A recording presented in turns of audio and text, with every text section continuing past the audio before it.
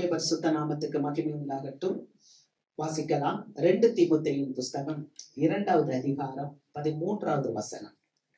2 தீமோத்தேயு 2வது அதிகாரம் 13வது வசனம். நாம் உண்மை இல்லாதவர்களாய் இருந்தாலும் அவர் உண்மை உள்ளவராய் இருக்கிறார். அவர் தம்மை தாமே மறுதலிக்க மாட்டார். வசனம் சொல்லுது, நாம் உண்மை இல்லாதவர்களாய் இருந்தாலும் அவர் உண்மை உள்ளவராய் இருக்கிறார். அல்லேலூயா. அவர் தம்மை தாமே மறுதலிக்க மாட்டார். இயேசுவானவர், தேவனானவர் உண்மை உள்ளவராய் இருக்கிறார். அவர் சொன்ன வார்த்தை குறித்து கொடுத்து அந்த ஒரு வாக்குத்தத்தத்தை கொடுப்பாருன்னா, உங்களுக்கு ஒரு வார்த்தை ஆசீர்வாதமா கொடுக்கிறாருன்னா அந்த வார்த்தையில இருந்து அவர் மனம் மாற மாட்டார். ஏன்னா அவர் மனம் மாறுவதற்கு அவர் மனுஷன் அல்ல. அவர் பொய் சொல்றதுக்கு அவர் ஒரு மனுஷன் அல்ல. ஏன்னா வசனம் சொல்லுது, இஸ்ரவேலை ஆசீர்வதிப்பதே கர்த்தருக்கு பிரியமான காரியம். அதனாலதான் அங்க சொல்லப்பட்டிருக்கு, இஸ்ரவேலை நான் ஆசீர்வதிக்கிறதா எனக்கு பிரியம். அதனால நான் பொய் சொல்ல மாட்டேன். நான் மனுஷன் அல்ல, மனம் மாற மாட்டேன். மனிதர்கள் ஒருவேளை மாறலாம், ஆனால் ஆண்டவர் ஒரு நாளும் மாறவே மாட்டார். ஏன்னா ஆண்டவர் தான் இந்த உலகத்தை படைச்சார். ஆண்டவர் தான் இந்த உலகத்துல காணப்படுகிற வானம், பூமி, நிலவு, சூரியன், சமுத்திரம், நட்சத்திரங்கள், தாவர வகைகள், மீன்கள் எல்லாத்தையும் ஆண்டவர் தான் படைச்சார். கடைசி அவர் மனுஷனையும் படைச்சார். அவர் மனுஷனை படைக்கும் போது எப்படி படைச்சாருன்னா, அவர் தமது ரூபமாக படைச்சார். அங்க வசனம் இருக்கு, தமது ரூபமாக சிருஷ்டித்தார். 2வது, தமது சாயலாக அவர்களை சிருஷ்டித்தார். 3வது, அவர்களை ஆணும் பெண்ணுமாக சிருஷ்டித்தார். ஒரே வசனம் தான், ஆனா 3 முறை சிருஷ்டித்தார் சிருஷ்டித்தார் சிருஷ்டித்தார் அப்படின்னு வருது. அப்ப ஆண்டவர் உண்மை உள்ள தேவன். அல்லேலூயா.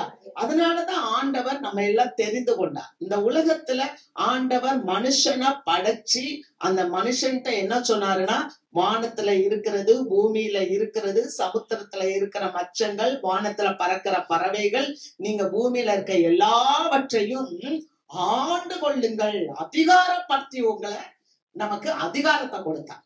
நீங்க ஆண்டு கொள்ளுங்க, நீங்க ஆளுமை செய்யுங்கள். அல்லேலூயா. ஆனா மனுஷன் அதை ஆண்டு கொள்ள முடியாம போயிடுச்சு. ஏன் அப்படின்னா, சிருஷ்டிக்கப்பட்டத மனுஷன் வணங்க ஆரம்பிச்சிட்டான். நமக்கே தெரியும், ஒரு பெரிய மனுஷன் வந்தா உடனே போய் நெடுஞ்சானா விழுந்துருவோம். ஆண்டவருக்கு கொடுக்கிற கனத்தை காட்டிலும் மனுஷனுக்கு அப்படியே கொடுத்துருவோம். அல்லேலூயா. நமக்கே தெரியும், ஞாயிற்றுக்கிழமை யாராவது ஒருத்தர் வந்துட்டாங்கன்னா போதும், ஆண்டவருக்கு கொடுக்கிற கனம் இல்ல, மனுஷனுக்கு கனத்தை கொடுத்து வீட்டுல உட்காந்துருவோம். அப்ப நம்ம சிருஷ்டிப்ப வணங்க ஆரம்பிச்சனால ஆளுமை தன்மையை இழந்து போயாச்சு, ஆளுகையை இழந்து போயிட்டாங்க. இப்ப இந்த ஆளுகையை திரும்ப கொடுக்கணும்னா ஒரு பலி செலுத்தப்பட வேண்டும். அல்லேலூயா. ஏன்னா கீழ்ப்படியாமைனாலே, இந்த அம்மா கீழ்ப்படியாததுனால, இந்த ஏவாள் கீழ்ப்படியாம அந்த பழத்தை சாப்பிட்டாங்க. ஆண்டவர் சொன்னார், இதை சாப்பிடாத, இதை சாப்பிட்டா உனக்கு நன்மை தீமை என்பது தெரியும், அதனால இதை சாப்பிட்டா சாகவே சாவாய். ஆனா பிசாசு வந்து சொல்லுச்சு, நீ சாப்பிட்டா சாக மாட்ட.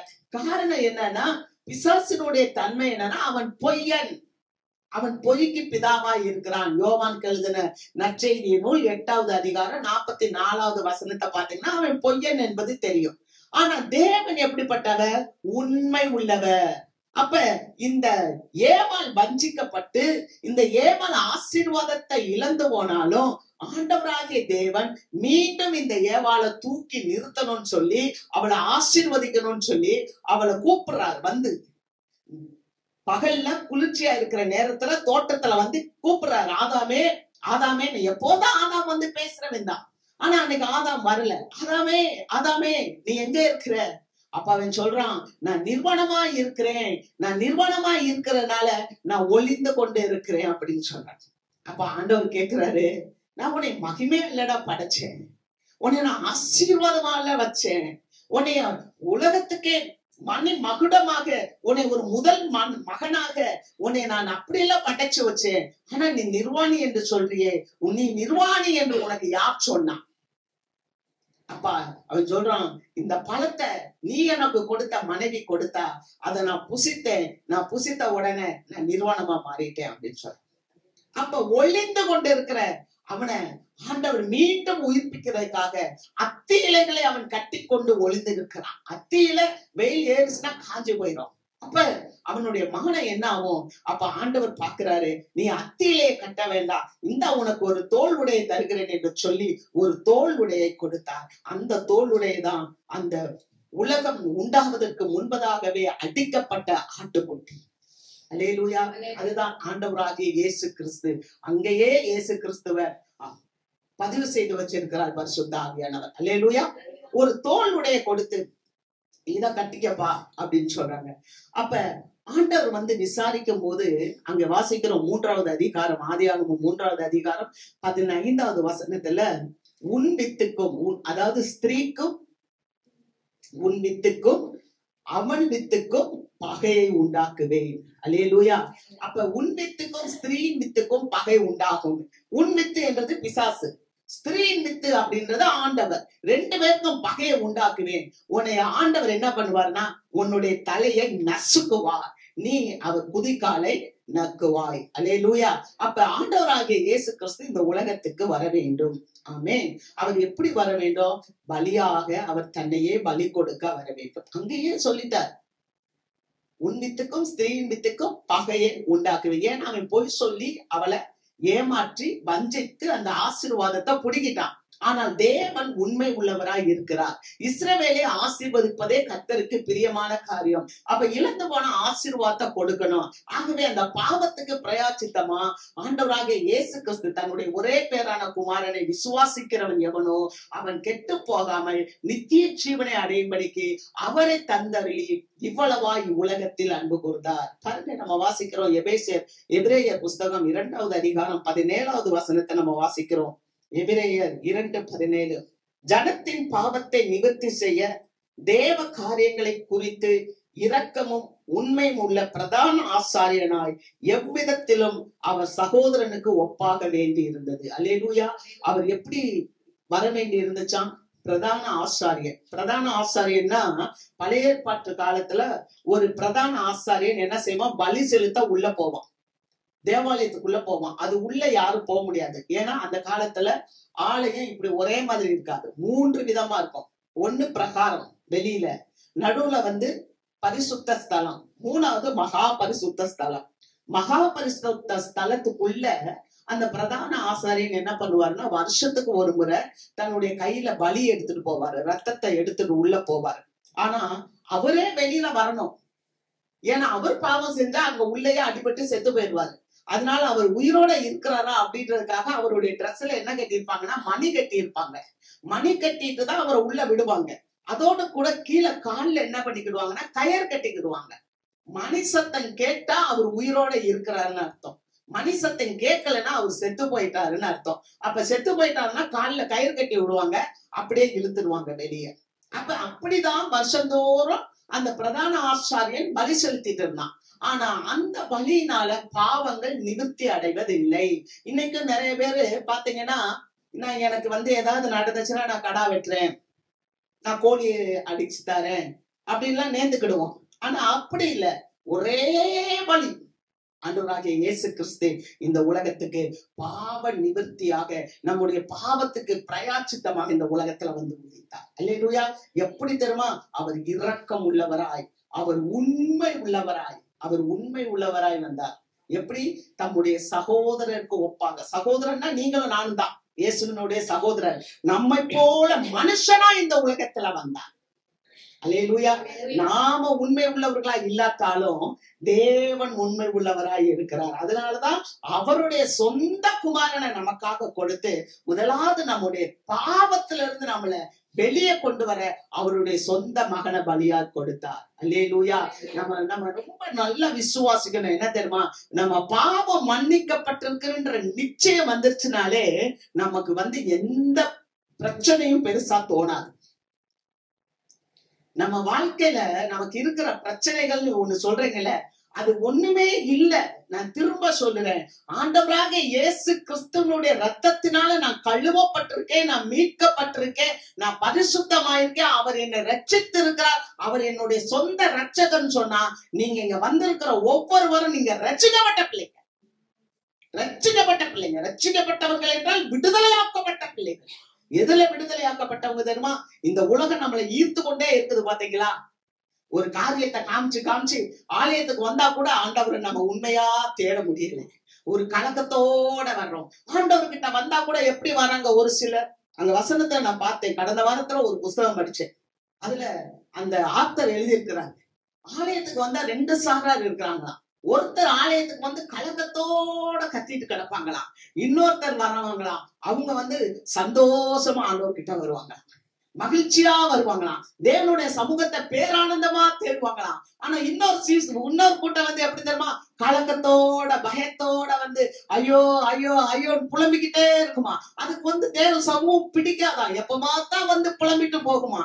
ஆனா இன்னொரு சமூகம் இருக்கான், நான் படிச்சத சொல்றேன், அவங்க எப்படா ஆலயத்துக்கு போவோம், வசனம் இருக்கு, தேவனுடைய ஆலயத்துக்கு போவோம் என்று சொல்லும் போது நான் மகிழ்ச்சியா இருந்தேன். சங்கீதத்துல சொல்றாரு சங்கீதக்காப்ப, ஆண்டவருடைய ஆலயத்துக்கு போனோம், ஆடல் பாடல். ஏன் தெரியுமா? எங்க சகோதரர்கள் கூடி ஆடி பாடி செபிக்கிறாங்களோ அங்கே ஆசீர்வாதம் உண்டு. 133வது சங்கீதம் வீட்டுல வாசித்து பாருங்க. அப்ப அங்க என்ன இருக்கா? ஆசீர்வாதம் இருக்கு. அங்க என்ன இருக்கு? ஜீவன் இருக்கு. அப்ப ஆலயத்துக்கு போக ஆசைப்படுவாங்க. யாரு? ஆண்டவருடைய ரத்தத்துல கழுவப்பட்ட பிள்ளை, ஆண்டவரை ஏற்றுக்கொண்ட பிள்ளை. அதுதான். அதனால அவர் உண்மை உள்ளவர். இந்த பெண் பாவம் செஞ்சுட்டா, அந்த பழத்தை தூக்கி புருஷன் கொடுத்துட்டா, பாவம் உலகத்துக்குள்ள வந்துருச்சு. பாவம் உலகத்துக்குள்ள வந்தாலும் நீ கீழ்ப்படியாட்டாலும் ஆண்டவர் என்ன சொன்னாரு? இஸ்ரவேலை ஆசீர்வதிப்பதே தேவனுக்கு பிரியமான காரியம். இந்த ஜனங்களை நான் ஆசீர்வதிப்பேன். சத்திரியங்களை ஏமாத்திட்டான். ஆனாலும் நான் ஒரு வழி வச்சிருக்கேன். அந்த வழி என்ன தெரியுமா? ஏன் சொந்த குமாரனை நான் கொடுக்கிறேன், வழியா கொடுக்கிறேன். உண்மை உள்ளவர் அவர் இரக்கம் உள்ளவர். அதனாலதான் அவர் சொல்றாரு, அவர் தாமே சோதிக்கப்பட்டு பாடுபட்டதுனால சோதிக்கப்படுகிறவர்களுக்கு உதவி செய்ய வல்லமை உள்ளவராய் இருக்கிறார். இயேசுவானவருக்கு சோதனைகள் இருந்துச்சு, பாடுகள் இருந்துச்சு. இயேசுவானவரையே பிசாசு மேல கொண்டு கூட்டிட்டு போயிட்டான். எங்க கூட்டிட்டு போயிட்டான்? தேவாலயத்துக்கு மேல கூட்டிட்டு போயிட்டு அவன் சொல்றான், நீ ஜீவனுள்ள தேவன்னா மேல இருந்து கீழே குதி. எவ்வளவு பெரிய சோதனையை கொடுக்குறான். நீ தேவனுடைய குமாரனா? எங்க பாப்போம், நீ மேல இருந்து கீழே குதி. ஆண்டவர் சொன்னாரு, உன் தேவனாகிய கர்த்தரை பரிசு பாராத. அல்லேலூயா. இன்னொரு விஷயம் சொல்றான், நீ தேவனுடைய குமாரனா இன்னும் கொஞ்சம் மேல கூட்டிட்டு போயிட்டான். உயரத்துக்கு கூட்டிட்டு போயிட்டு உலகத்தை பூரா சுத்தி காமிக்கிறான். இத ஃபுல்லா பாரு. இந்த மகிமையெல்லாம் எனக்கு தான் ஒப்பு கொடுக்கப்பட்டிருக்கு. இங்க காணப்படுகிற அத்தனை ஆசீர்வாதங்களை என்னுடையது. அல்லேலூயா. நீ மட்டும் என்னை விழுந்து பணிஞ்சுக்கிட்டேனா ஒரு தேசத்துக்கே உன்னை ராஜா வைக்கிறேன். அவரு பிசாச வணங்கல. அல்லேலூயா, அல்லேலூயா. ஒரு தேசத்துக்கே நான் உன்னை ராஜா வைக்கிறேன்னா பிசாசே அப்பாலே போ சாத்தானே, உன் தேவனாகிய கர்த்தர் ஒருவருக்கே பணிந்து கொண்டு அவரையே நீ ஆராதனை செய்வாயாக என்று எழுதி இருக்கிறது. நான் ஆண்டவர் தவிர வேற உலகத்துல யாரையும் நான் வணங்க மாட்டேன். ஆமே. இன்னைக்கு யார் பின்னால போறோம்? சிருஷ்டிகளை பார்த்துட்டு போறோமா, சிருஷ்டிகரை பாக்குறோமா? படைத்தவரை ஒரு பிள்ளை பார்க்க ஆரம்பிச்சிருச்சுன்னா உலகத்துல படியாதுப்பா. உனக்கு எந்த கஷ்டமும் வராது, எந்த கஷ்டமும் வராது. படைத்தவருடைய பிள்ளையா இருக்கிற வரைக்கும் எந்த கஷ்டமும் வராது. படைத்தவரை விட்டு நீங்க போகும்போதுதான் கஷ்டங்கள் வருது. முதல்ல நான் சொன்னேன், ஆண்டவர் உண்மை உள்ளவர். நாம் உண்மை உள்ளவர்களா இல்லாட்டாலும் தேவன் உண்மை உள்ளவராய் இருக்கிறார். அவர் தம்மை தாமே மறுதலிக்க மாட்டார். அல்லேலூயா. அப்ப பாருங்க, அந்த ஆரம்ப காலத்துல அந்த ஆண்டவரை விட்டு பின்வாங்கி போயிட்டாங்க ஜனங்க. பின்வாங்கி போனதுனால அவங்களுக்கு என்ன ஆகி போச்சுன்னா நிர்வாணம் ஆகி போச்சு. அவங்க மகிமையை இழந்துட்டாங்க, கனத்தை இழந்துட்டாங்க. சங்கீதக்காரர் கூட சொல்லுறார், உம்முடைய விரலின் கிரியைகளை நாங்க பார்க்கும் போது, நீர் படைத்த சந்திரனையும் நீர் படைத்த நட்சத்திரங்களையும் பார்க்கும் போது, மனுஷனை நீர் சிருஷ்டித்ததை பார்க்கும் போது, அந்த தேவ தூதர்களும் சற்று சிறியவனாதான் நீங்க மனுஷனை படைச்சீங்க. ஆனா மனுஷனையும் மனுஷகுமாரனையும் விசாரிக்கிறதுக்கு அவங்க எம்மாத்திரம். அல்லேலூயா. அவனை மகிமையினாலும் கனத்தினாலும் முடிசூட்டினீங்க. எந்த ஒரு மகிமையும் கனத்தையும் அந்த ஏதேன் தோட்டத்துல அந்த ஆதாமும் ஏவாளும் இழந்தார்களோ அதே மகிமையையும் அதே கனத்தையும் கொடுக்கும்படி ஆண்டவராகிய இயேசு கிறிஸ்து இந்த உலகத்துல உங்களை போல என்ன போல மனுஷ சாயல் எடுத்து வந்து வெற்றியை கொடுத்தார். அல்லேலூயா. சிலுவையை சகித்தார். சிலுவையிலே அந்த சாத்தான் தலையை நசுக்கினார். உங்களுக்கும் எனக்கும் மீண்டுமாக மகிமையையும் கனத்தையும் கொண்டு வந்தார். ஆமென். வாசிக்கலாம். அவர் உண்மை உள்ளவராய் இருக்கிறார். எதுல அவர் உண்மை உள்ளவராய் இருக்கிறார் வாசிக்கலாம். 1 கொரிந்தியர் புஸ்தகம் 1வது அதிகாரம் 9வது வசனம். தம்முடைய குமாரனும் நம்முடைய கர்த்தருமாய் இருக்கிற இயேசு கிறிஸ்துவினுடனே ஐக்கியமாய் இருப்பதற்கு உங்களை அழைத்த தேவன் உண்மை உள்ளவர். அல்லேலூயா. ஆண்டவராகிய இயேசு கிறிஸ்துவினுடனே ஐக்கியமாய் இருப்பதற்கு உங்களை அழைத்த தேவன் உண்மை உள்ளவர். ஆமென். அப்ப எதற்காக அவர் மகிமையும் கனத்தையும் நமக்கு கொண்டு வந்தார் தெரியுமா? முதல் காரியம் என்னன்னு சொன்னா மகிமையும் கனத்தையும் அவர் கொடுத்தார். எதுக்கு? உங்களையும் என்னையும் ஆண்டவராகிய இயேசு கிறிஸ்துவோட ஐக்கியமா இருப்பதற்கு நம்மளை அழைத்த தேவன். ஆமென். அல்லேலூயா. உங்களை என்னையும் ஆண்டவரோடு ஐக்கியமா இருக்க அழைத்த தேவன். கர்த்தருக்கு மகிமை. அப்ப தேவன் ஐக்கியத்தை விரும்புகிறார். ஆண்டவராகிய தேவன் எதத்தை விரும்புறார்? ஐக்கியத்தை விரும்புறார். நீங்க மத்தேயு புஸ்தகம் வீட்டுல போய் வாசித்து பாருங்க. 6வது அதிகாரத்துல 19ல இருந்து நம்ம வசனங்களை வாசிக்கும் போது அந்த அழகா சொல்லப்பட்டிருக்கும் பொய் உரையாத தேவன். என்ன தெரியுமா? பூமியில நீங்க செல்வத்தை சேர்த்து வைக்க வேண்டாம், நீங்க பரலோகத்துல பொக்கிஷத்தை சேர்த்து வைங்க. அங்கே திருடன் கண்ணமிட்டு திருடுவதும் இல்ல, அங்கே பூச்சிகள் பொட்டரிக்கிறதும் இல்ல. அல்லேலூயா. அப்ப பரலோகத்துல பொக்கிஷத்தை சேர்த்து வைக்கதான் தேவன் உங்களையும் என்னையும் அழைத்து இருக்கிறார். நல்லா புரிஞ்சுக்கோங்க. நிறைவானது வரும்போது குறைவானது ஓடிப்போம். நீங்க நினைக்கலாம் நமக்கு சம்பந்தம் இல்லாம பேசுறாங்களையா வார்த்தை. இல்ல, நமக்கு சம்பந்தம் இருக்கு. இந்த வார்த்தைகளை நம்ம செய்யும் போது பிசாசு வெக்கப்பட்டு ஓடிடுவான். தரித்திரம், கண்ணீர், பாடு, கவலை, கஷ்டம், வேதனை, கடன் எல்லாம் நம்மளை விட்டு ஓடி போயிடும். ஏன்னா தேவன் பேசுகிறார். ஆண்டவருடைய வார்த்தை என்னன்னு சொன்னா, ஆண்டவர் சொல்றாரு பரலோகத்துல உன் பொக்கிஷத்தை சேர்த்து வைப்பா, அங்கே பூச்சிகள் பொட்டரிச்சு போடாது அப்படின்னு. அப்ப பரலோகத்துல என்னன்னா நீங்களும் நானும் கடவுளை குறிச்சு அறியாத மக்களை அறிந்து கொள்ளும்படி அவங்களுக்கு ரட்சிப்ப தெரியும்படி நாம பரலோகத்துக்கு ஆள் சேர்க்க வேண்டும். அல்லேலூயா. பரலோகத்துக்கு போகும்போது நான் மட்டும் போறதில்ல, என்னோட ஒரு கூட்டத்தை நான் கூட்டிட்டு போவேன். எங்க? நம்ம பரலோகத்துக்கு போகும்போது, நம்ம செத்து போகும்போது ஏதாவது ஒண்ணு கொண்டு போக முடியுமா? நெத்தியில வச்சு விடுற காசை கூட வெட்டியா தூக்கிடுவான் இல்லையா? ஒரு பெரிய தலைவர் இறந்தாரு, வாட்ச கட்டி வச்சுட்டாங்கன்னு சொன்னாங்க. அதுக்குள்ள போய் எல்லாரும் உட்காந்து டிக் டிக்னு வாட்ச் சத்தம் கேக்குது, டிக் டிக்னு வாட்ச் சத்தம் கேக்குதுன்னாங்க. அதெல்லாம் கிடையாது. அல்லேலூயா. அப்ப யோசித்து பாருங்க, நம்ம போட்டிருக்க எதுவுமே நம்ம பரலோகத்துக்குள்ள கொண்டு போக முடியாது. நம்ம இங்க எவ்வளவு இடம் வச்சிருந்தாலும் ஒரு சிங்கிள் இடத்தை கூட மேல கொண்டு போக முடியாது. ஆனா ஒண்ணு ஆண்டவர் சொன்னாரு, என்னன்னா பரலோகத்துல உங்க பொக்கிஷங்களை சேர்த்து வைங்கன்னா உங்களை நீங்க காத்துக்கோங்க, இன்னும் ஒரு 10 பேரை காத்து மேல கொண்டு வாங்க. அல்லேலூயா. அப்ப அங்க உங்களுக்கு வரும்போது என்ன இல்ல, பசி இல்ல, பஞ்சம் இல்ல, கண்ணீர் இல்ல, வியாதி இல்ல, பாடு இல்ல. பரலோகத்துக்கு வேலை செய்யும் போது பூலோகத்துல உங்களை தேவன் ஆசீர்வதிப்பார், ஆசீர்வதிப்பார். அங்க நம்ம பார்க்கிறோம் அப்போஸ்தலர் நடவடிக்கைகள் 4வது அதிகாரம் 13வது வசனத்துல பாக்குறோம். ஏன் ஆண்டவரோட இருங்க, ஆண்டவர் ஏன் என்னோட இருங்கன்னு சொல்றாரு? ஆண்டவரோட ஐக்கியமா இருப்பதற்கு உங்களை அழைத்த தேவன் உண்மை உள்ளவர் சொல்றாரு. இயேசுவோட கூட இருந்தாங்க எல்லாமே மீனவர்கள் தான், படிப்பறிவே இல்லை. ஆனா அவங்க போய் பேசுறாங்க. 4வது அதிகாரம் 13வது வசனத்துல அங்க இருக்கிறவங்க எல்லாம் சொல்றாங்க, இவங்க படிக்காதவங்களாச்சே, இவங்க பேதமை உள்ளவர்களாச்சே, இவங்க அறியாம ஒண்ணும் இல்லாதவங்க ஆச்சே, கல்வி கற்காதவங்க, பேதமை உள்ளவர்கள், இவர்கள் ஆண்டவருடைய வார்த்தை இவ்வளவு அழகா பேசுறாங்களே, இவங்க யாரு? ஓ, இவர்கள் தேவனோடு இருந்தவர்கள் அல்லவா. அல்லேலூயா. நான் அவரோட நீங்க இருக்க கத்துக்கிட்டீங்கன்னா அவருடைய அபிஷேகம் இருக்கு பாத்தீங்களா, அவருடைய வல்லமை இருக்கு பாத்தீங்களா, அவருடைய பரிசுத்தம் இருக்கு பாத்தீங்களா, அவருடைய கிருபை இருக்கு பாத்தீங்களா, அவருடைய இரக்கம் இருக்கு பாத்தீங்களா, அது உங்களை அப்படியே நிரப்ப நிரப்ப நிரப்ப நிரப்ப உங்களை அப்படியே தூக்கிக்கிட்டே வரும். உங்களை மட்டும் இல்ல, உங்க வீட்டை தேவன் ஆசீர்வதிப்பான், உங்க குடும்பத்தை ஆசீர்வதிப்பான், உங்க மூலமா ஆசீர்வாதம் வரும். அல்லேலூயா. அதுதான் ஆண்டவர் உங்களுக்கு கொடுக்க இந்த உலகத்துக்கு வந்தார். நீங்க போய் கஷ்டப்பட வேணாம், யோசிக்க வேணாம், நீங்க செய்யற வேலையை செஞ்சுக்கிட்டே இருங்க. ஆனா செய்யற வேலையில ஆண்டவரை துதிச்சுக்கிட்டே செய்யுங்க. அல்லேலூயா. நீங்க செய்யற வேலையில ஆண்டவரை துதிங்க, செய்யற வேலையில ஆண்டவர் நாம மகிமைப்படுதான்னு பாருங்க, செய்யற வேலையில ஆண்டவருக்காக எதையாவது நான் உன்னை செய்யறேனா ஆண்டவரே அப்படின்னு பாருங்க. கர்த்தர் பெரிய காரியத்தை செய்வார். இவர்கள் படிக்காதவர்கள், இவர்கள் பேதமை உள்ளவர்கள் என்று அறிந்திருந்தபடியால் ஆச்சரியப்பட்டு அவர்கள் இயேசுவுடனே கூட இருந்தவர்கள் என்றும் அறிந்து கொண்டார்கள். நம்ம கூட ஆண்டவர் இருக்கிறாரா நம்ம போய் சொல்ல வேண்டாம், அவங்களே அறிந்து கொள்வாங்க. அல்லேலூயா. நம்ம வளர வளர வளர ஆவிக்குரிய காரியத்துல நம்ம முதிர்ச்சி அடைய வேணும்.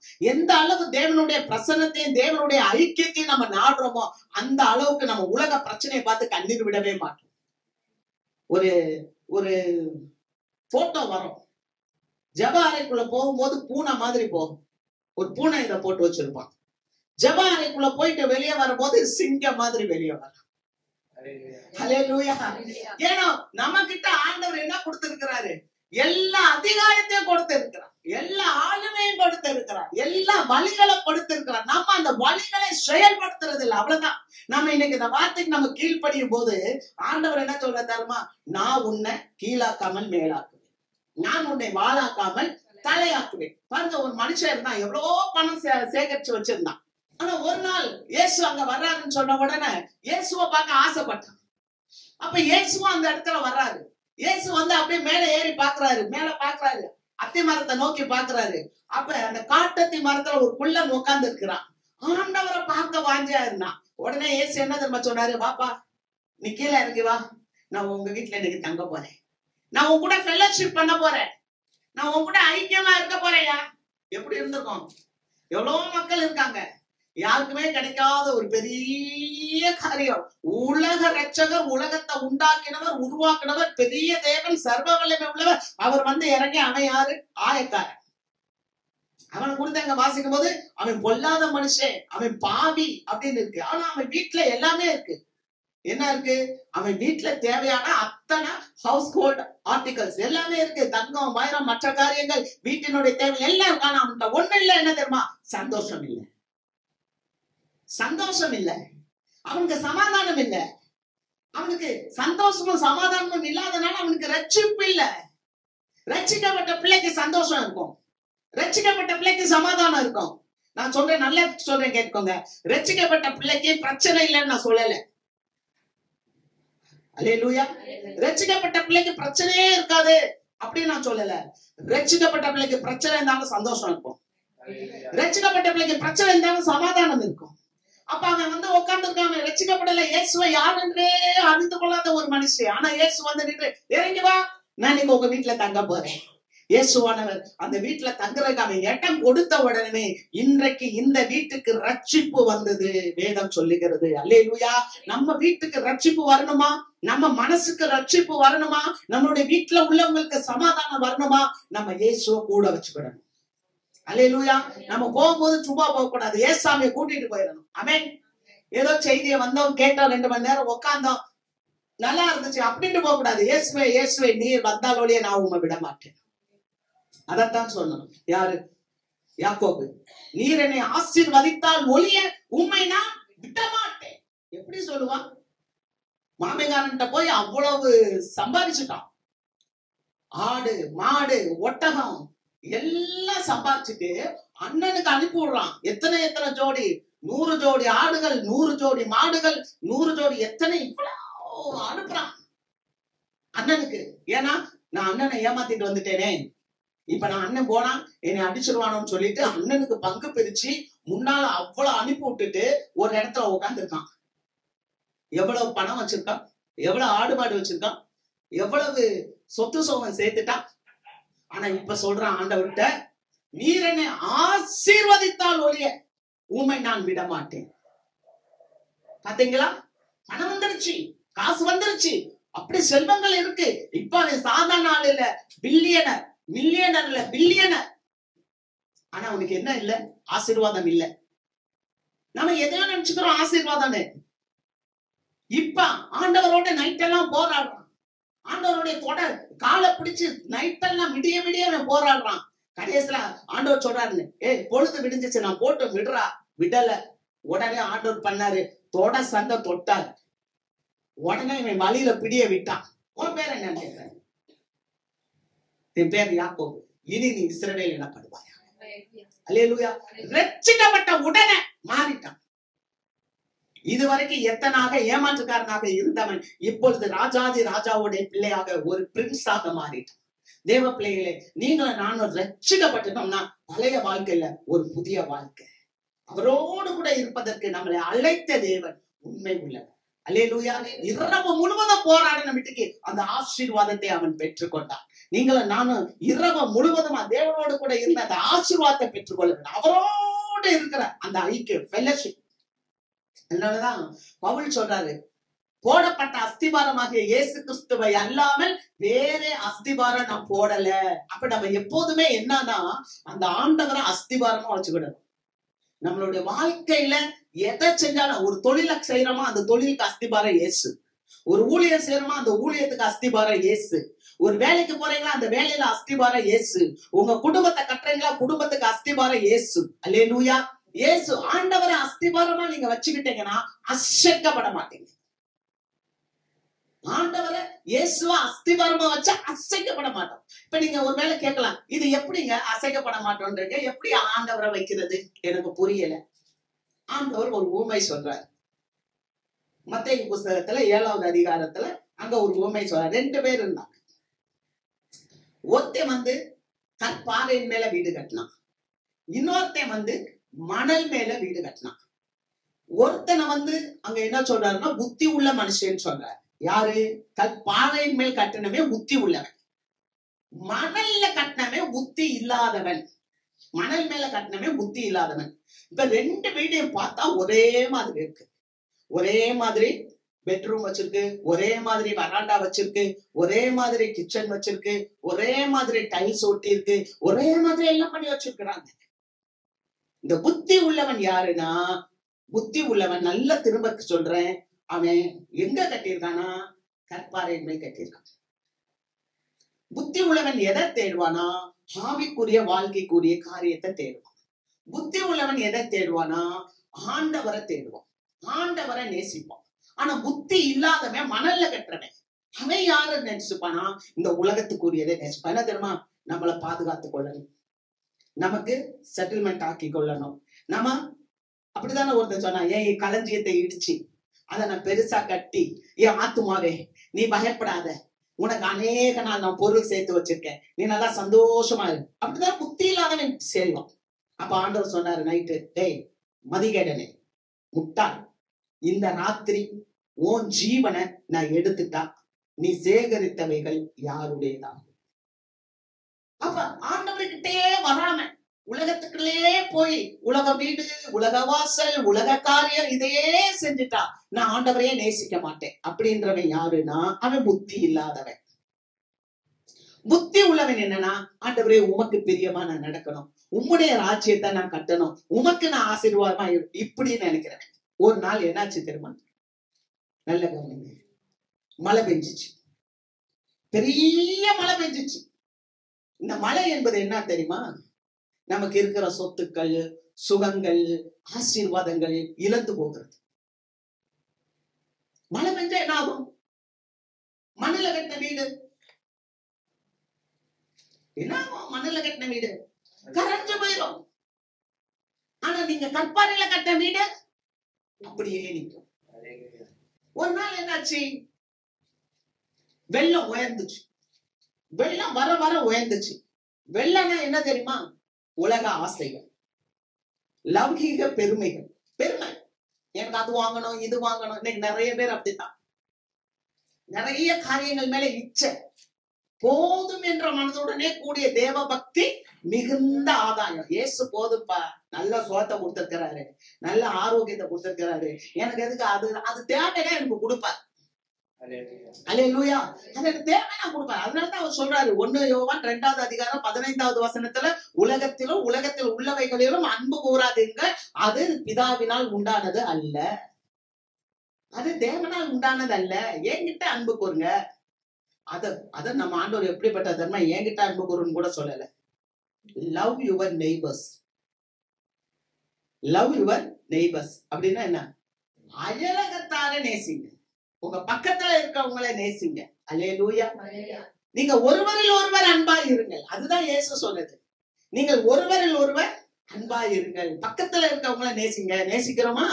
அதுதான் ஆண்டவரோட இருக்கிறதனுடைய அடையாளம். அல்லேலூயா. உலகத்தில் உள்ளவைகளிலும் நீங்கள் அன்பு கூறாதீர்கள். ஒருவன் உலகத்தில் அன்பு கொண்டால் அவனிடத்தில் பிதாவினுடைய அன்பு இருக்காது. அல்லேலூயா. 3வது ஒரு காரியம் என்ன தெரியுமா? பிசாசு காத்தடிக்கும். முதல்ல மழை பெய்யும். மழைன்றது நம்மள்ட்ட இருக்கிற சொத்து சோகங்கள் எல்லாம் புடுங்க வர்றது. அதுல நம்ம கற்பாறையில கட்டி வச்சிருந்தோம்னா அந்த வீடு இடியாது. அல்லேலூயா. கர்த்தரை விட்டு போகாம நின்றோம்னா வீடு காக்கப்படும். அல்லேலூயா. அதுதான் கற்பாறை. 2வது என்னன்னு சொன்னா வெள்ளம் உயர்றது. வெள்ளம்ன்றது ஆசபாசம். அப்ப அந்த ஆசபாசம் வராம நம்ம பாத்துக்கணும். 3வது என்னன்னு சொன்னா காத்தடிக்குது. இந்த காத்துதான் பிசாசு. நீங்க வசனத்தை கூட வாசிக்கலாம். எபேசியர் புஸ்தகம் 6வது அதிகாரத்துல இருக்கு. பொல்லாங்கன் எய்யும் அக்னியாஸ்திரங்களை எல்லாம் அவித்து போடத்தக்கதால் விசுவாசம் என்னும் கேடகத்தையும் பிடித்து கொள்ளுங்கள். அந்த பிசாசு என்ன தெரியுமா பண்ணுவான்? உங்க மேல அக்னியாஸ்திரத்தை தூக்கி தூக்கி வீசும். என்ன அக்னியாஸ்திரம் தெரியுமா? பயம். 2வது அக்னியாஸ்திரம் என்ன தெரியுமா உங்க மேல வீசுறது? சந்தேகம். இன்னொரு அக்னியாஸ்திரம் என்ன தெரியுமா? நிர்பந்தம். இதை செய்ய இருக்க முடியாதுமா கொண்டு வருவான் பிசாசு. சவுலுக்கு கொண்டு வந்தான். என்ன தெரியுமா? சவுல்கிட்ட சொல்லியிருந்தாரு. யாரு? சாமுவேல் சொல்லியிருந்தாரு, ஏய் நீ நான் வர்ற வரைக்கும் பலி செலுத்தாத, நில்லு. 7 நாள் அவன் நின்னான். 7 நாள் வரைக்கும் சாமுவேல் வரவே இல்லை. இப்ப சாமுவேல் வராததுனால சவுலுக்கு பயம் வந்துருச்சு. 7 நாள் ஆச்சு, சாமுவேல் வரேனாரே, இன்னும் வரலையே, இந்த ஜனங்கள்லாம் சிதறி போறாங்களே, ஐயோ ஜனங்களை காக்கணும். அதனால இவனே என்ன பண்ணிட்டான்? பலி செலுத்தணும். இவனே பலி செலுத்தின உடனே ஆண்டவர் இப்ப இவனுடைய ராஜ்யபாரத்தையே பிடிங்கிட்டார். சில நேரங்கள்ல நிர்பந்தம், வெயிட் பண்ணுனேமா, பரவாயில்ல இன்னும் கொஞ்சம் நேரம் வெயிட் பண்ணுங்க, ஆண்டவர் அற்புதம் செய்வார். பிசாசு எரிவோம், உங்கள் பயத்தை கொண்டு வருவான். காற்று, அதான் அடுத்த காற்று சந்தேகம். நம்ப முடியுமா? சாதாரணமானவே இல்ல சாத்தான். இந்த காற்றை குடிச்சு நான் யோசிச்சேன். யோபுவின் வீட்டுல உட்கார்ந்து இருக்கும் போது பெரிய காத்து அடிச்சுதான் யோபுவினுடைய வீடு உடைந்து பிள்ளைங்கள் எல்லாம் செத்து போனாங்கன்னு பாக்குறோம். அப்ப அவ்வளவு காற்றுக்கு வல்லமை. பயம் என்ற காற்று, நிர்பந்தத்தை கொண்டு வர்ற காற்று, சந்தேகத்தை கொண்டு வர்ற காற்று, இதெல்லாம் சாத்தானுடைய வேலை. நீங்க நினைச்சுக்கணும், பயப்படக்கூடாது. அதனாலதான் இயேசுவான பயப்படாத, ஆண்டவரோட இருக்கிற பிள்ளை பயப்படாது. ஏன்னா அது அவருக்குள்ள வேர் கொண்டு இருக்கு. அந்த வேர் என்ன பண்ணாது? அசையாது. அல்லேலூயா. ஒரு செடி வளர்றதுக்கு சூரியன் தேவை. சூரியன் மட்டும் இருந்தா செடி வளருமா? செடிக்கு என்ன வேணும்? வேர் தேவை. அப்ப அந்த வேர் எங்க இருக்கணும்? இயேசுக்குள்ள இருக்கணும். இயேசுடைய வார்த்தைக்குள்ள இருக்கணும். அவருடைய வார்த்தையின் வல்லமைக்குள்ள இருக்கணும். இயேசு கிறிஸ்துவினுடைய பரிசுத்தத்துக்குள்ள இருக்கணும். அந்த வேர் உள்ள போக போக போக பிசாசு உங்ககிட்ட வரவே முடியாது. அல்லேலூயா. உங்களை பார்த்தா அந்த பயம்ன்றது வராது. எல்லாம் நிக்க உங்ககிட்ட. ஆனா ஆண்டவர் உங்களுக்காக யுத்தம் செய்வார். உங்களை பார்க்க முடியாது. அதுங்க யார பார்க்கணும்னா இயேசுவை பார்க்க உங்களுக்குள்ள. அவ்வளவுதான், அரண்டு அடிச்சு ஓடும். ஆமென். ஆகவேதான் ஆண்டவர் முதலாவது அவரோட ஐக்கியமா இருக்க நம்மளை அழைத்து இருக்கிறார். அல்லேலூயா. அதனால நானே மெய்யான திராட்சை செடி, நீங்கள் கொடிகள், நீங்கள் என்னிலும் நான் உங்களிலும் நிலைத்திருந்தால் மிகுந்த கனி கொடுப்பீர்கள். நம்ம வாழ்க்கையில நமக்கு ஆசீர்வாதம் எப்ப வரும் தெரியுமா? அந்த ஆண்டவரோட பின்னி பிணையிற ஒரு வாழ்க்கை. நீங்க திராட்சை செடியை பார்த்திருப்பீங்க. அந்த திராட்சை செடியில என்ன வரும்? திராட்சை பழம், கொடுமுந்திரி சொல்லுவாங்க. அது எதுல வரும்? செடியில வருமா, கொடியில வருமா? கொடியில வரும். அப்படி கொடியில தூக்கணும். நீங்க பாருங்க, நம்ம இந்த வசனத்தை பாக்குறோம். அங்க போய் கானான் தேசத்தை போய் வேவு பார்த்துட்டு வாங்கன்னு சொல்லி இவர் அனுப்புறாரு. யாரு? மோசே அனுப்புறாரு. 12 பேரை அனுப்புறாரு. அவங்க போய் பாக்குறாங்க, ஒரு கிளஸ்டர், ஒரே ஒரு கொலை. நம்ம ஒரு கொத்து தூக்குவோம்ல, அந்த ஒரு கொத்து 50 கிலோ இருக்கு. இந்த வேதத்துல இருக்கு, வேதத்துல இருக்கு. என்னாகமம் புஸ்தகத்துல எழுதப்பட்டிருக்கு. அல்லேலூயா. 50 கிலோ ஒரு மனுஷனால தூக்க முடியல. 2 பேர் இப்படி தடி வச்சு அதுல அப்படியே தூக்கிட்டு வராங்க. நீங்க கிறிஸ்துவோட இணைந்திருந்தா நீங்க ஆசீர்வாதமா இருப்பீங்க. நம்மளை அழைத்த தேவன் உண்மை உள்ளவர். எதற்கு தெரியுமா நம்மளை அழைச்சாரு? அவரோடு இருப்பதற்காக. அல்லேலூயா. அவர் உண்மை உள்ளவர். நான் உன்னை ஆசீர்வதித்து உன்னை பெருகவே பெருக செய்வேன். வார்த்தை பொய்யாகுமா? வார்த்தை பொய்யாகுமா? வானமும் பூமியும் ஒளிந்து போனாலும் அந்த வார்த்தையில ஒரு உறுப்பு கூட ஒளிந்து போகாது என்று வேதம் சொல்கிறது. அல்லேலூயா. அந்த வார்த்தையை சுதந்திரிப்போம், வெள்ளப்படுவோம், செயல்படுவோம். கர்த்தர் பெரிய காரியங்களை செய்வார். சுதந்திரிச்சா மட்டும் பத்தாது, செயல்பட வேண்டும். செயல்படும் போதுதான் தேவன் பெரிய காரியத்தை நம்ம வாழ்க்கையில செய்வார். 2வது காரியத்தை பார்க்கிறோம். 2 தெசலோனிக்கேயர் புஸ்தகம் 3வது அதிகாரம் 3வது வசனம். கர்த்தரோ உண்மை உள்ளவர். கர்த்தரோ உண்மை உள்ளவர். அவர் உங்களை ஸ்திரப்படுத்தி தீமை நின்று விலக்கி காத்துக் கொள்வார். கர்த்தரோ உண்மை உள்ளவர். அவர் உங்களை ஸ்திரப்படுத்தி தீமையிலிருந்து காத்துக் கொள்வார். ஆண்டவர் பாருங்க, அடுத்த உண்மை உள்ளவர். எதுல தெரியுமா? உங்களை தீமையிலிருந்து காத்துக் கொள்றது. முதலாவது உண்மை உள்ளவர் உங்களை அவரோட ஐக்கியமா இருக்கிறது. 2வது உண்மை உள்ளவர் உங்களுக்கு வர்ற தீமைகள்ல இருந்து அவர் உங்களை விடுவிப்பார். இன்னைக்கு எங்க பார்த்தாலும் தீமைகள் நிறைந்த உலகத்திலே நீங்களும் நானும் வாழ்ந்து கொண்டு இருக்கிறோம். தீமையான ஆலோசனை சொல்லுகிற இடத்துலதான் நம்ம வாழ்ந்து கொண்டு இருக்கோம். எங்க பார்த்தாலும் நன்மைகள் இருக்கான்றது ரொம்ப குறைவாகத்தான் காணப்படுது. நன்மைகள் ரொம்ப குறைவா காணப்படுது. ஆனா ஆண்டவர் சொல்றார், ஆண்டவருடைய பிள்ளைக்கு ஆண்டவர் சொல்ற காரியம், நான் உனக்கு உண்மை உள்ளவராய் இருக்கிறேன். என்னடா, நான் உன்னை ஸ்திரப்படுத்தி உன்னை தீமையில இருந்து நான் விலக்கி காப்பாற்றுவேன். அல்லேலூயா. ஆண்டவர் நமக்கு ஐக்கியமா இருக்கிறது மட்டும் இல்ல, ஆண்டவர் நம்மளை காப்பாற்றுகிறவர். எப்படி காப்பாற்றார் தெரியுமா? அவர் ஒரு வார்த்தையை கொடுக்கிறார். நீ போகும் இடமெல்லாம் உன் தேவனாகிய கர்த்தர் நான் உன்னோடு கூட இருக்கிறேன். Wherever we go, எந்த இடத்துல போனாலும் சரி. அதனாலதானே பக்தன் சொல்றான், நான் பாதாளத்துல போய் படுக்க போட்டாலும் அங்க நீங்க இருக்கிறீங்கப்பா. நான் வானத்துக்கு மேல ஏறி போனாலும் அங்கே நீங்க இருக்கிறீங்கப்பா. நான் சமுத்திரத்தின் கடையாந்திரங்களுக்கு போனாலும் அங்கே நீங்க இருக்கிறீங்கப்பா. உங்களுக்கு மறைவான எங்கப்பா போவேன்? அல்லேலூயா. ஏன் தெரியுமா? தேவ பிள்ளை கூட தேவ பிரசன்னம் இருக்கும். நீங்க தேவனை சார்ந்து கொண்டீங்கன்னா, தேவனோட ஐக்கியம் வச்சிருந்தீங்கன்னா, அந்த தேவன் உங்க கூட எப்போதுமே வருவார். அவர் சொல்ற, நான் உன் வலது புறத்திலே உனக்கு நிழலா இருக்கிறேன். நிழல் இருக்கா இல்லையா? இல்லையா? நிழல் எப்போதும் இருக்கும், நம்ம கூடவே வரும். அந்த நிழல் இல்லாம நம்மளால இருக்கும். அப்ப ஆண்டவர் சொல்றாரு, நான் உனக்கு நிழலாவே இருக்கிறேன். பாருங்க, யாக்கோபு அவன் பயங்கரமான எத்தன் தான், ஏமாற்றுக்காரன் தான், எல்லாம் தான். ஆனா இப்ப அவன் எங்க போயிட்டான்னா, மாமா வீட்டுக்கு போயாச்சு. அம்மா சொல்லிட்டா, நீ மாமா வீட்டுக்கு போ, மாமாவுடைய பாதுகாப்பாருன்னு. மாமா வீட்டுல போய் இப்ப சொத்து சுகம் எல்லாம் சம்பாதிச்சிட்டான். பொண்ணையும் கட்டிட்டான். பொண்ணையும் கட்டி பிள்ளைகள் எல்லாம் பெத்து சொத்து சுகம் எல்லாம் வாங்கியாச்சு. ஆனாலும் மாமனாரு அவனை விடவே மாட்டேன்றான். நீ இன்னும் இங்கதான் இருக்கணும், இன்னும் நீ எனக்கு தான் சம்பாதிச்சு போடணும், இன்னும் நீ எனக்கு தான் கூடவே இருக்கணும்னு சொல்லி அவன் அப்படியே நிர்பந்தம் பண்ணி வச்சிருக்கான். ஆனா ஒரு நாள் இவனுக்கு புத்தி தெரியுது. ஆண்டவர் சொன்னது ஞாபகம் வருது. ஐயோ, நான் என்னுடைய சொந்த தேசத்துக்கு நான் போவேணும். ஏன்னா அவர் சொன்னாரு, பேர்சபால ஒரு கல்லை வச்சு படுத்துட்டு இருந்தான். அப்ப ஆண்டவர் சொன்னாரு, டேய், எங்க போவோன்னு தெரியாம நீ இருக்கியே, நான் உன் கூட இருக்கிறேன். நீ போற இடம் எல்லாம் நான் உன் கூட இருக்கிறேன். நான் ஒரு பெரிய சீமானாக்கி உன்னை திரும்ப நான் இந்த தேசத்துக்கு கொண்டு வருவேன். அல்லேலூயா.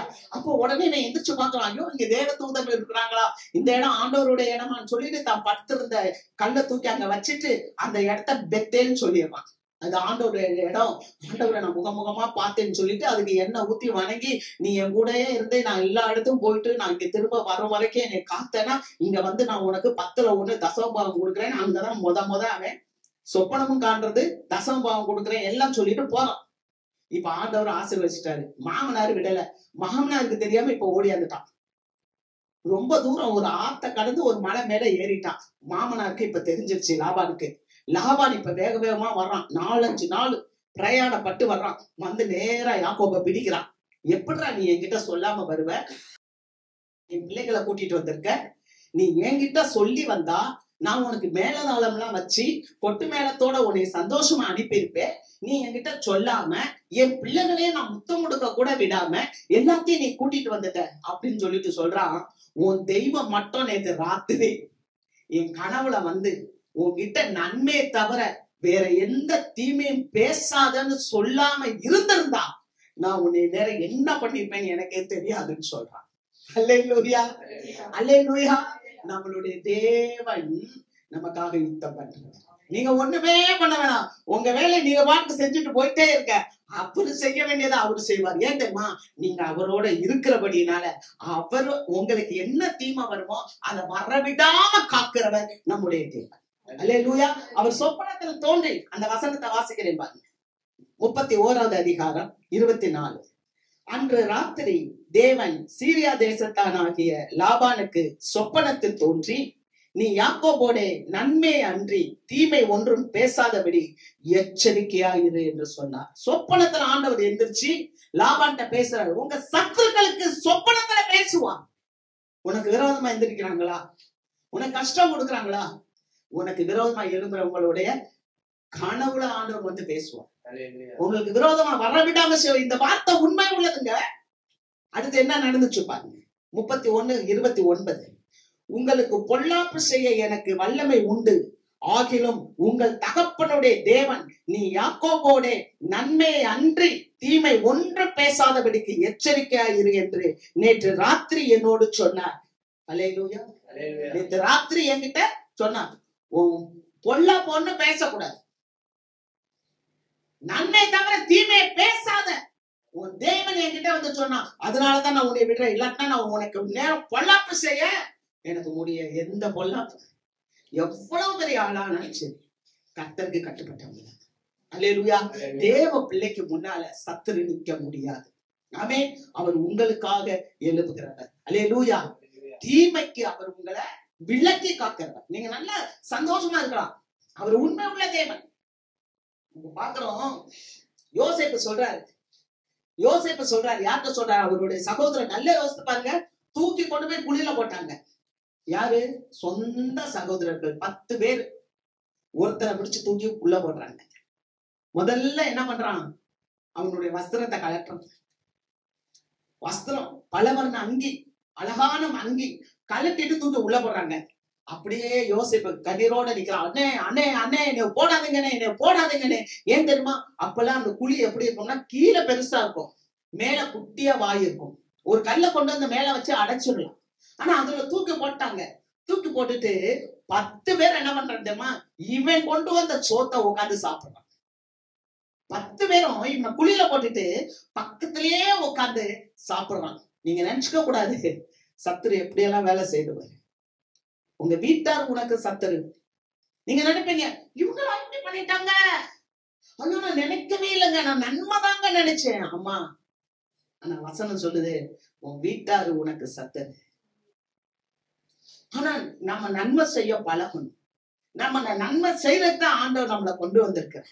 இந்த உலகத்துல தீமையதான் ஆண்டவர் செய்தான். அல்லேலூயா. பாருங்க, அப்படியே பக்கத்துல உட்காந்து சாப்பிடுறான். அதுக்கப்புறம் என்ன பண்ணதுமா? ஒருத்தன் வந்து சொன்னா, வேணாம் வேணாம், இந்த குழியில இருந்து தூக்கி வெளியில எடுத்து வித்து போட்டுடலான்னு. உடனே தூக்கி 20 வெள்ளிக்காசுக்கு வித்தாங்க. வேற ஊருக்கு தூக்கிட்டு போறாங்க. அண்ணே என்னை விட்டுறாதுங்கண்ணே, அண்ணே என்னை விட்டுறாதுங்க, தயவு செய்து என்னை விட்டுறாதுங்கண்ணே, எனக்கு பயமா இருக்குண்ணே. எத்தனை வயசு தெரியுமா? 17 வயசு. யோசேப்புக்கு 17 வயசு. அண்ணே என்னை விட்டுறாதீங்க, 10 பேரை சேர்ந்து விக்கிறான். 20 வெள்ளிக்காசுக்கு விக்கிறான். அந்த ட்ரெஸ்ஸ கொண்டாந்து ஒரு ஆட்டுக்குட்டியை அடிச்சு ஒடிச்சு அவங்க அப்பாட்ட கொண்டாந்து கொடுத்துறான். உன்னைய உன் மகனை ஒரு துஷ்ட மிருகம் கொண்டுருச்சு அப்பாட்ட கொண்டாந்து கொடுத்துட்டாங்க. ஆனா இவனை வித்துட்டாங்க. ஆனா இவன் போன இடத்துல அங்க ஒரு கஷ்டம். ஒரு பொம்பளை அவ கஷ்டப்படுத்தி கொண்டு போய் பொய் சாட்சி சொல்லி அவளை கொண்டு போய் சிறைச்சாலையில போட்டாங்க. அந்த சிறைச்சாலையிலே அவன் போனான். அவன் சொல்றான், அண்ணங்காரங்களை பார்த்துட்டு சொல்றான், நீங்க நல்லா கவனிச்சுக்கோங்க, உங்களை ஒரு தீமையை உங்க தலையில இருக்க ஒரு முடிய கூட எடுக்காதுங்க. நான் சொல்லுவேன், நீங்க கிறிஸ்துவுக்காக நீங்க தீமை அனுபவிக்கிறீங்கன்னு சொன்னா உங்க தலைமுடியில இருக்க ஒரு முடிய கூட அவங்களால எடுக்க முடியாது. ஏன்னா ஆண்டவர் சொல்ற, உன் தலையில இருக்க முடியெல்லாம் நான் எண்ணி வச்சிருக்கேன்னு சொல்றாரு. அல்லேலூயா. என்ன நடக்குது தெரியுமா? தேசத்துக்கே ஒரு பஞ்சம். ஆகாரம் என்ற என்கிற ஆதரவுகளை தேவன் முறித்தார். ஒரு தேவ பிள்ளைக்கு கஷ்டம் வருதுன்னா உலகத்தையே குலுக்கக்கூடிய தேவன் நம்முடைய தேவன். அல்லேலூயா. எப்படி ஒரு சமுத்திரத்தையே குலுக்க அந்த தேவ பிள்ளைகளை வெளியில கொண்டு வந்தாரோ அதே மாதிரி ஒரு தேவ பிள்ளை ஒரு தனிப்பட்ட பிள்ளைக்கு கஷ்டம்னா கூட ஆண்டவர் சும்மா விட மாட்டார். அல்லேலூயா, அல்லேலூயா. அவர் அப்படியே குலுக்கிற தேவன், உலகத்தையே குலுக்கிட்டார். இவன் இருந்த கானான் தேசத்திலே பஞ்சம், பாலும் தேனும் ஓடுகிற கானான் தேசத்துல பஞ்சத்தை வர வச்சாருங்க. ஏன் தெரியுமா? எந்த மகனை நீ அடிச்சு துரத்துனியோ அங்க அவன் ஆசீர்வாதமா இருக்காண்டா, நீ போய் வாங்கி வந்து சாப்பிடுற. அல்லேலூயா, அல்லேலூயா. நம்ம ஆராதிக்கிற தேவன் எப்படிப்பட்டவர் தெரியுமாங்க? அவரை நோக்கி உண்மையா பார்க்கிற அவங்க பிள்ளைகளை அவர் ஒருபோதும் கீழே தள்ளுறது இல்லை. அவரை நோக்கி பார்த்த முகங்கள் பிரகாசம் அடைந்தன. நோக்கி பார்த்தான், குழியில விழுந்தான், நோக்கி பார்த்தான். விற்கப்பட்ட நேரம், ஐயோ அப்பா எல்லாரும் விற்கிறான், நீதான் எனக்கு. நோக்கி பார்த்தான். போத்திபார் வீட்டுல இவன் நிமித்தமா தேவன் போத்திபார் வீட்டையே ஆசீர்வதித்தார். ஆனா பொய் சாட்சி அங்க எழுதுச்சு. அந்த நேரத்திலையும் அப்பா என்று அவன் நோக்கி பார்த்தான். தேவன் எங்க போனாலும், அவன் அடிமைத்தனத்துல போனாலும் தேவன் அவனை விசாரணைக்காரனாவே வைத்திருந்தார். சிறைச்சாலைக்கு போனாலும் அங்கேயே அவன் தான் விசாரணைக்காரன். முடிவு என்ன தெரியுமா? எந்த சகோதரர்கள் வித்தானோ அவன் வந்து நிக்கிறான். இப்ப கஞ்சிக்கு ஐயோ சாப்பாடு போடு. நீ சொல்றான், நீங்க எனக்கு தீமை செய்ய நினைச்சீங்க, கர்த்தரோ அதை நன்மையாக மாற்றி. சோர்ந்து போகாதீங்க, சோர்ந்து போகாதீங்க. தீமைக்குள்ள இருக்கிறனே கலங்காதீங்க. கர்த்தரை நோக்கி பாருங்க, கர்த்தரை நோக்கி பாருங்க. அவர் தமக்கு முன்பாக இந்த சந்தோஷத்தின் பொருட்டு அவமானத்தை எண்ணாமல் சிலுவையை சகித்தார். ஆண்டவருக்கு முடியாதா? இயேசுவுக்கு முடியாதா? உலக ரட்சகருக்கு முடியாதா? இதென்ன எனக்கு சிலுவை, இதை தூக்கி போட்டு நான் ஓடுறேன்னு ஓட முடியாதா? ஏன் ஓடல தெரியுமா? இந்த சிலுவையில நான் நின்றாதான் ஜனங்களை ரட்சிக்க முடியும். இந்த சிலுவையில இருந்து நான் பிசாசினுடைய தலையை நசுக்கினால்தான் என் ஜனங்களுக்கு நான் மீட்பு கொடுக்க முடியும், பாவத்திலிருந்து ரட்சிப்பை கொடுக்க முடியும். இயேசு அதனாலதான் சிலுவையை சகித்தார். நீங்க இந்த சிலுவையை சகிக்கும் போது தேவன் உங்களை நிச்சயமாக உயர்த்துவார். நீங்க எந்த இடத்துல இருக்கிறீங்க அது உங்களுக்கு தெரியும். எந்த கஷ்டத்துல இருக்கிறீங்க, எந்த பாடல இருக்கிறீங்க, எந்த தீமையில இருக்கீங்க, ஆனால் நிச்சயமாக முடிவுண்டு. வேதம் போய் சொல்லாது, தேவன் உங்களை உயர்த்துவார். அல்லேலூயா. இது நற்செய்தி. அத்தனை பேர் வந்து நிக்கிறான், 10 பேரு. இப்ப தம்பியா வந்து நிக்கிறான், 11 பேரு. அப்பா சாப்பாடு வாங்கிட்டு வர சொன்னாரு, உங்க அப்பா உயிரோட இருக்கிறாரு. என்னது? எங்க அப்பா யாக்கோபு உயிரோட இருக்காரா? இது என் தம்பி பெனியமீனா. பெனியமீனுக்கு உடனே 5 மடங்கு சாப்பாடு கொடுக்குறான், 5 மடங்கு 5 ட்ரெஸ் கொடுக்குறான். இது என் தம்பி கழுத்தை கட்டி அழுகிறான். முன்னாலேயே சொல்றான், அண்ணன் தம்பி கிட்ட சொல்றான், நீங்க கவலைப்படாதீங்க, நீங்க என்னை வித்து போட்டுட்டீங்கல்ல. இப்பதான் தம்பிக்காரனுக்கே தெரியுது, நீங்க என்னை வித்து போட்டீங்கல்ல, அதை குறிச்சு நீங்க கவலைப்படாதீங்க. ஏன்னா ஜீவரட்சணை செய்யப்படி தேவன் என்னை இந்த இடத்துல கொண்டு வந்தார். ஆதியாகமம் 45:5 சொல்லப்பட்டிருக்கிறது, ஜீவரட்சணை. நான் உலகத்துக்கு உங்களுக்கு ஆசீர்வாதமா இருக்கும்படிதான் தேவனை நீங்க கொண்டு வந்தா. நம்ம வாழ்க்கையில வருகிற எல்லா சூழ்நிலையும் நீங்க பார்த்து போராட்டம் போராட்டம் போராட்டம் நினைக்காதீங்க. வாழ்க்கையில தேவ பிள்ளைக்கு வருகிற காரியங்களை பார்த்து அதை இயல்பா எடுத்துட்டு போங்க, இயல்பா எடுத்துட்டு போங்க. நீங்க தேவனை சார்ந்து இருப்பீங்கன்னா, தேவனோட ஐக்கியமா இருப்பீங்கன்னா, உங்களை அழைத்த தேவன் உண்மை உள்ளவரா இருக்கிறாருன்னா, ஒவ்வொரு ஸ்டெப்பையும் நீங்க எடுத்து வைக்கும் போது பதஷ்டப்படாம இயல்பா கேஷுவலா போங்க. கர்த்தர் உங்களோட இருக்கிறார். அல்லேலூயா. அதைத்தான் இந்த யோசேப்பு செஞ்சார். தன்னுடைய வாழ்க்கையில வந்த எல்லா சூழ்நிலையும் அவர் இயல்பாய் பார்க்க கற்றுக்கொண்டார். தன் சகோதரன் இப்படி செஞ்சுட்டானே நினைக்கவே இல்லை. அவன் நினைச்சதெல்லாம் என்ன சொன்ன தெரியுமா? ஜீவரட்சணை செய்யும்படி தேவன் என்னை இங்கே கொண்டு வந்தார். ஈஸியா வந்துடலங்க, ஈஸியா வந்துடல. அங்க 105வது சங்கீதம் 19வது வசனத்துல நம்ம வாசிக்கிறோம், அவர் சொன்ன வார்த்தை நிறைவேறும் வரைக்கும் அவருடைய வசனம் அவரோட அந்த இரும்பு அவனை புட்டமிட்டது. அல்லேலூயா. அவருக்கு சொன்ன வார்த்தை நிறைவேறும் வரைக்கும் வசனம் அவனை புட்டமிட்டதான். என்ன எப்படி புடமிட்டுச்சு? அவன் கால்கள்ல இரும்பை போட்டு ஒடுக்கினார்கள், அவன் கழுத்துல இரும்பை போட்டு ஒடுக்கினாங்க. ஆனால் தேவன் அவனை உயர்த்தினார். அல்லேலூயா. இக்காலத்து பாடுகள் வரப்போற மகிமைக்கு ஒப்பானது அல்ல. கொஞ்ச காலம்தான், அதை குறிச்சு யோசிக்காதீங்க. நல்லா இன்னும் என்ன பண்ணணுமா, உறுதியா இருங்க. கர்த்தர் உங்களை பெரிய காரியத்தை செய்வார். அல்லேலூயா. எல்லா தீமைக்கும் அவர் விலக்கி காப்பார். வாசிக்கலாம் நீதிமொழிகள் 19:23. கர்த்தருக்கு பயப்படுதல் ஜீவனுக்கு ஏதுவானது, அதை அடைந்தவன் திருப்தி அடைந்து நிலைத்திருப்பான், தீமை அவனை அணுகாது. அல்லேலூயா. கர்த்தருக்கு நீங்க பயப்படுங்க, தீமை உங்ககிட்ட வராது. கர்த்தர் பெரிய காரியங்களை செய்வார், தீமையில இருந்து உங்களை பாதுகாப்பார். மூன்றாவது ஒரு காரியம் விரைவா சொல்லி முடிக்கிறேன். 1 கொரிந்தியர் 10:13. மனுஷனுக்கு நேரிடுகின்ற சோதனையை அல்லாமல் வேற சோதனை உங்களுக்கு நேரிடவில்லை. தேவன் உண்மை உள்ளவராக இருக்கிறார். உங்கள் திராணிக்கு மேலாக நீங்கள் சோதிக்கப்படுகிறதற்கு அவர் இடம் கொடாமல் சோதனையை தாங்கத்தக்கதாக சோதனையோடு கூட அதற்கு தப்பிக்கொள்ளும் போக்கையும் உண்டாக்குவார். அல்லேலூயா. நீங்க நல்ல தைரியமா இருக்கணும். அவர் தேவன் உண்மை உள்ளவராக இருக்கிறார். மனுஷனுக்கு நேரிடுகிற சோதனையே அல்லாமல் வேற சோதனை உங்களுக்கு நேரிடவில்லை. தேவன் உண்மை உள்ளவராக இருக்கிறார். அவர் என்ன செய்யறாரா, உங்களை அந்த சோதனையில இருந்து தப்பிக்கொள்ளும் போக்கை உங்களுக்கு உண்டு பண்ணுகிறார். அல்லேலூயா. முதலாவது ஐக்கியமா இருக்க விரும்புறாரு. ரெண்டாவது உங்களை தீமையில இருந்து பாதுகாக்கிறாரு, அதுல அவர் உண்மை உள்ளவராக இருக்கிறாரு. மூன்றாவது உங்களுக்கு என்னன்னு சொன்னா, உங்க பிரச்சனையில இருந்து உங்கள் சோதனையில இருந்து தப்பிக்கொள்ளும் போக்கை உண்டு பண்ணுவதில் ஆண்டவர் உண்மை உள்ளவராக இருக்கிறார். திராணிக்கு மேல உங்களை சோதிக்க மாட்டார். அல்லேலூயா. நீங்க விசுவாசிக்கிறவங்க யாரெல்லாம் விசுவாசிக்கிறார்?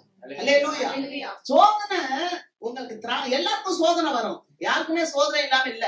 தேவ பிள்ளைகளுக்கு மாத்திரம் அல்ல, தேவனை அறியாத பிள்ளைகளுக்கும் சோதனை உண்டு. ஆனா இந்த சோதனையில ஆண்டவர் என்ன சொல்றாருன்னா, நான் உன்னை தப்பிக்கொள்ள செய்வேன். இந்த சோதனை வரும்போதுதான் நமக்குள்ள ஆண்டவர் என்ன கொண்டு வர்றாருன்னா, ஒரு பொறுமையை கொண்டு வருகிறார். அல்லேலூயா. யாக்கோபு புஸ்தகம் 1வது அதிகாரம் 2வது வசனம் 3வது வசனம் 4வது வசனத்தை நம்ம வாசிக்கும் போது அங்கே சொல்லப்பட்டிருக்கிறது, என் சகோதரரே, நீங்கள் பலவிதமான சோதனைகளில் அகப்படும் போது உங்கள் விசுவாசத்தின் பரீட்சையானது பொறுமையை உண்டாக்கும் என்று அறிந்து அதை மிகுந்த சந்தோஷமாக எண்ணுங்கள். உங்கள் விசுவாசத்தின் பரீட்சை. பாத்தீங்களா, ஒரு சோதனை வருது, ஒரு கஷ்டம் வருது, ஒரு பாடு வருது, அதுதான் உங்களுக்கு வைக்கிற பரீட்சை. நீங்க ஆண்டவர்கிட்ட உண்மையா இருக்கிறீங்களா இல்ல போலித்தனமா இருக்கிறீங்களா? நீங்க உண்மையா இருக்கிறீங்கன்னு சொன்னா அந்த பாடு, அந்த சோதனை உங்களை என்ன பண்ணும்னா உறுதிப்படுத்தும். நீங்க உண்மையா இருந்தா அந்த பாடு உங்களை பலப்படுத்தும். நீங்க உண்மையா இருக்கிறீங்கன்னா அந்த பாடுகளும் அந்த பிரச்சனைகளும் உங்களுக்கு ஒரு பொறுமையை உண்டு பண்ண, அதான் உங்களுக்கு வைக்கிற பரீட்சை. அல்லேலூயா. மனுஷனுக்கு நேரிடுகிற சோதனையை அல்லாமல் வேற சோதனை உங்களுக்கு நேரிடவில்லை. தேவன் உண்மை உள்ளவராய் இருக்கிறார். அவர் என்ன பண்றார், அவர் சோதனையோடு கூட உங்களுக்கு தப்பிக்கொள்ளும் போக்கை உண்டு பண்ணுகிறார். அப்ப எப்படி உண்டு பண்ணுவார்? உங்களுக்கு என்ன பண்ணுவாரு? பரீட்சை கொடுப்பார். பரீட்சை என்ன பண்ணும்? பொறுமையை கொடுக்கும். இது அது அப்படி இல்ல, பொறுமை. யோபுவின் பொறுமை குறித்து கேள்விப்பட்டிருக்கீங்களே. யோபுக்கு என்னப்பா நடந்துச்சு? நீதிமானாகிய யோபு அங்க அப்படிதான் சொல்லுது. ஒரே நாள் வாஷ் அவுட், எல்லாம் போச்சு. உட்கார்ந்துருந்தான், உடம்பெல்லாம் பரு, உட்கார்ந்துருந்தான். சரட்டை எடுத்து ஆறுதல் சொல்ல வந்த நண்பர்களும் குறை சொல்றாங்க. ஆனா பொறுமையோடு இருந்தான். கர்த்தருக்காக நான் பொறுமையோடு இருந்தேன். கர்த்தர் என் பக்கமாய் அவர் சாய்ந்து என்னுடைய விண்ணப்பத்தை கேட்டார். அல்லேலூயா. என்ன மிகுந்த ஜலப்பிரவாகத்தில் இருக்கிற என்னை கைதூக்கி எடுத்து விட்டார். கர்த்தர் உங்களை தூக்கி எடுக்கிறவர். அவர் பொறுமையை கொடுக்கிறார். கெட்ட மனைவியே சொன்னான். என்ன சொன்னான்?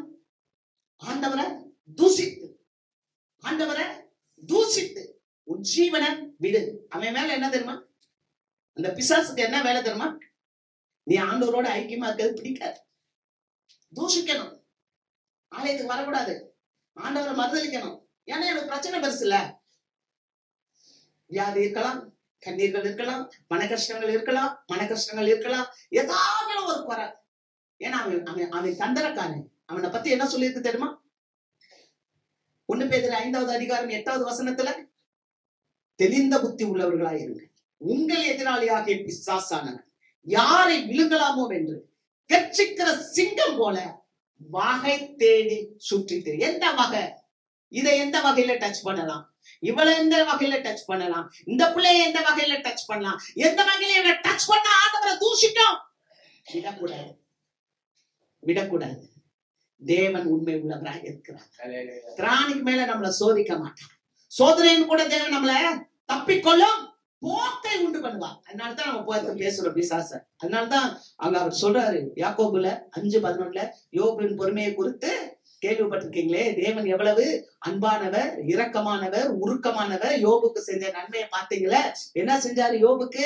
எல்லாத்தையும் ரெட்டத்தனையா கூட்டி கொடுத்தார். அல்லேலூயா. அவன் வாழ்நாட்கள் கூடிச்சு, அவன் பிள்ளைகள் கூட்டி கொடுத்தா, அவன் இழந்து போன 5000 ஒட்டகம் போச்சுன்னா 10,000 ஒட்டகமா கொடுத்தா, 10,000 ஆடுகள் போச்சுன்னா 20,000 ஆடுகளை கொடுத்தா. ஏன்னா என் தேவன் ரெட்டிப்பாய் கொடுக்கிறது. அவர் உண்மை உள்ளவர். நாம உண்மை உள்ளவர்களா இல்லாட்டாலும் அவர் உண்மை உள்ளவராக இருக்கிறார். அல்லேலூயா. அருமையான தேவ பிள்ளைகளே, இந்த காரியங்களை எல்லாம் நம்ம நினைச்சு நம்ம பலப்படணும். எல்லாத்துக்கும் மேலாக ஆண்டவராக இயேசு சீக்கிரம் வரப்போகிறார். ஆமென். ஆகவே நம்ம உறுதியா பற்றுக்கொள்ளணும், இன்னும் உறுதியா பற்றுக்கொள்ளணும். உண்மை உறுதியாய் பற்றுக்கொண்ட மனதை உடையவன் உண்மையே நம்பி இருக்கிறபடியா அவனை பூரண சமாதானத்தோடு காப்பீர். அல்லேலூயா. ஆண்டவரை மட்டும் நம்ம நம்பிக்கை கொண்டு இருந்தோம் சொன்னா ஆண்டவர் நமக்கு சமாதானத்தின் தேவனாய் இருந்து நம்மளை ஆசீர்வதித்து உயர்த்துவார். அல்லேலூயா. கர்த்தருக்கு மகிமை. நாம் எழுந்திருப்போம்.